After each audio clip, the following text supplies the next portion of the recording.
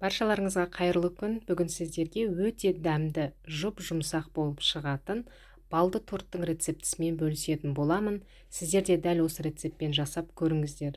Сіздерге ұнайды деген сенімдемін. Алдымен үлкен ыдысымызға суымызды қойып, қайнатып аламыз. Кейін оның үстіне бал салынған ыдысымызды қойып, водяной баняда, яғни су буында ертетін боламыз. Балымызды салған соң, оның үстіне бірден 1 шай қасық ас содасын саламыз. Жақсылап араластырып балымызды ертеміз. Өздеріңізге ұнаған түске дейін араластырасыздар. Бірақ тым көп ұстап, күйдіріп жібермеңіздер. Кейін оның үстінен еріп тұрған сары майымызды салып, жақсылап араластырып суытамыз.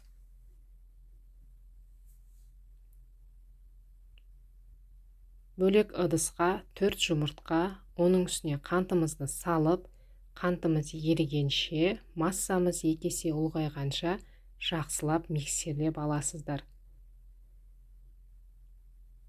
Жақсылап миксерлейміз. Кейін оның үстіне суыған балымызды құямыз. Тағы да бір қайтара миксерлеп аласыздар. Одан кейін оның үстіне електен өткізілген ұнымызды қосамыз.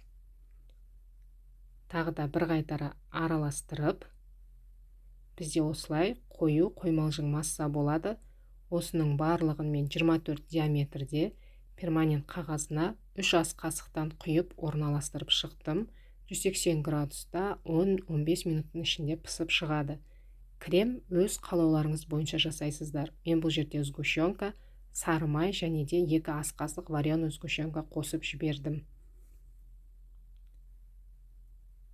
Көріп тұрғандарыңыздай, корждарымыз дайын, өте жұмсақ болып шығады.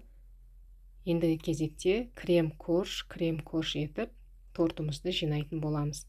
Егер де сіздерде кальций болса, соның ішіне жинасаңыздар дұрыс, себебі кремдеріңіз ағып кетпейтін болады. Тортты жинаған соң міндетті түрде 5-6 сағатқа салқын жерге қойып қойыңыздар, себебі крем коржға сіңу керек.